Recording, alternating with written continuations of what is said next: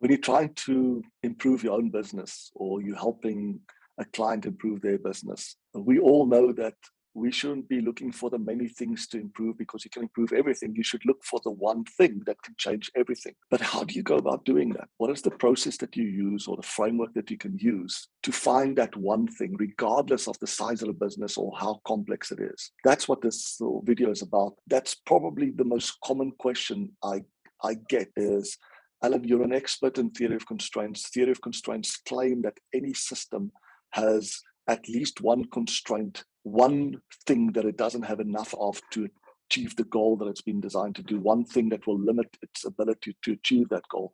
But how do we go about finding that one thing? There's so many tools within theory of constraints. There's so many other improvement methods that we could use. How do we find that one thing? Well, I hope what I'm going to be sharing with you adds some value. It's based on two really simple insights I had when I first started reading up about theory of constraints, and later when I met Dr. Eli Goldratt, it became my mentor for over 20 years, is that in order to identify a constraint, you need to understand what the goal of the system is. If you don't know the goal, you cannot by definition know what resources is really required to achieve that goal, or whether the resources that you have is enough to achieve that goal. A constraint is simply a resource that you don't have enough of to achieve the goal. So bear those two things in mind. So how do you go about finding the one thing in your own business or in a client's business? First question, do you or do they have a very clear goal? What do we mean by a clear goal? You can clearly articulate what it is that they want to achieve, by when, for who. And it's a series of goals to reach an ultimate goal, which is maybe a commitment. In 5 years' time, we'll have net profit equal to this, or the return on investment equal to this, or I want to generate profitable growth at 20% per annum with a profitability of 20%. So I need essentially a series of milestones that shows me what am I going to be using to track whether I'm making progress to the extent that will satisfy the needs of the investors in the company or the stakeholders within the company. So that's the first part. But the second part, it has to be clear enough and frequent enough milestones that I can determine what resources I need, and even more importantly, what resources I don't need to achieve the goal, and to what level do I need them? What will be enough? If the answer is no to the question whether you have such a clear goal, guess what is the one thing? Stop doing everything else. Focus your limited attention, which is our scarcest resource, on just doing that one thing. Define a clear goal with clear measurements, clear milestones. Let's say we've ticked off that box, or they already had it. Do you have enough demand for your product or service to achieve that goal? At least the first few milestones. Maybe you've broken up the milestones into annual targets or 6 monthly targets or quarterly targets. For the next quarter, for the next 6 months, for the next year, do you have enough demand? Do you have enough customers? If the answer is no, guess what is the one thing? Stop doing everything else and make sure you have enough customers. How do you do that? Well, theory of constraints says, first exploit better what you have. If you have 5% of the market, right, there's 95% that's available. Figure out what it is that you can do to get them to buy more or buy more frequently. For the ones that you already have, figure out what you can do to get them to pay more. How do you go about doing that? Is you want to identify who are those dream customers, the ones that will most benefit from your product or service. And then think about what is an irresistible offer. Your product or service is not an offer. That's a product or service.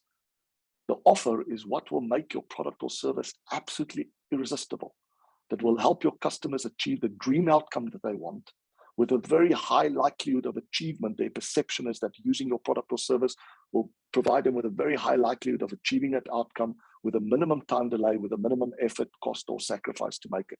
That's an irresistible offer. Being willing to do something that nobody else is willing to do or can do. That makes your offer irresistible. That's the way to get enough clients to be able to achieve the milestones you've set yourself towards achieving your goal. That then becomes the one thing. Stop doing everything else until you're confident you have a pipeline with enough customers, and make sure you have a buffer. Like with any resource, at least 20% buffers is a good starting point. If, for example, your goal is to hit $1 million in revenues, you can achieve that. Obviously, if you do projects that's $1 million, you need one project, right? If you sell apps at $1, you need 1 million users to buy your apps. But make sure you always have a 20% buffer in there. So if you need 1 million users, get 1.2 million, target 1.2 million, make sure you have a buffer. So let's assume you've ticked that box. What is the next question? The next question is, do you have enough capacity to deliver enough of the product or service that you provide in order to achieve enough of the goal as per your required growth rate? If the answer is no, guess what is the one thing you should focus on right now? Is to get enough capacity. But again, first exploit what you've got better before you go and add capacity. So find out where in the production process of your product or service is the bottleneck. Often you can easily identify it by looking at where there's a backlog of stuff building up. People are waiting for it. Make sure it's never starved. Make sure it's never blocked. Make sure it's never overproducing, producing stuff that's not needed or not needed now. That's often the biggest leverage point to expose additional capacity. Make sure that there's quality check right in front of it, so it's not wasting its time working on something that might be rejected later. Make sure it's only working on the absolute necessary things. And that, by the way, includes if you are the capacity constraint, make sure you are not overproducing. Make sure you're not doing stuff that's not needed now, right? Make sure you never starve, you never block, you never work on things that's going to be scrapped later on. So whether you are the constraint or some machine, the process will be the same. That is the one thing to now focus on. Let's say we've checked off that box. We have a clear goal, we have enough demand, we have enough capacity. Now what next do we need to check? We need to check, do we have enough supply? Supply of raw materials, supply of whatever inputs is required to have enough of those inputs to be able to produce enough of the product or service to meet enough of the demand within the tolerance time of the customers to achieve the goals. And then, of course, the last part is, do I have enough cash to be able to buy enough of the inputs to be able to make enough of the product or service to satisfy enough of the demand within the tolerance time to meet the goal? You can see that sequence is inherent. It makes no sense starting with question 3 or 4, because the amount of capacity that you need be determined based on the demand that you've committed to. Who are you selling to? What are they paying for it? What is the expectation in terms of reliability and lead times? That will ultimately determine how much capacity you need. You can't determine what supply you need unless you know what products you're making and how much of each you need to make in which time frame, and what is the tolerance time, and what should be your order fulfillment strategy, etc. And you can't ultimately determine the cash required unless you know what supplies you need. So that sequence will always remain the same, whether you're applying it to a single person business or to a massive conglomerate that's doing in excess of $100 billion in sales. I hope that was useful. It's a framework that I always fall back to. It's really easy to get overwhelmed. You walk into a new environment, everything is new, they're using their own language, you see bottlenecks everywhere. Everybody says, well, we don't have enough of anything. I don't have enough capacity, I don't have enough customers, I don't have enough supply, I don't have enough cash, etc. This is the framework to simplify everything. Very few questions in an inherent sequence that you should answer the questions. So to summarize, please, when you think about a constraint, the simplest way to think about a constraint, it's just something that I need to achieve the goal that I don't have enough of. Are there cases where there's 2 things that I don't have enough of, or 3 things that I don't? Absolutely.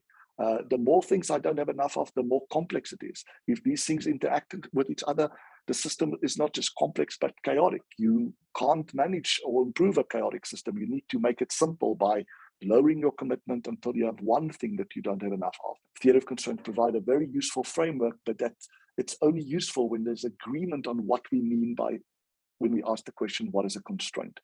A constraint is not a problem. It's not a rule. It's not the lack of a goal.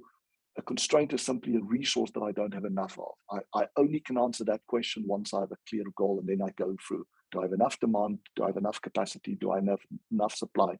Do I have enough cash? And each of those at that time then becomes the one thing that I can focus on.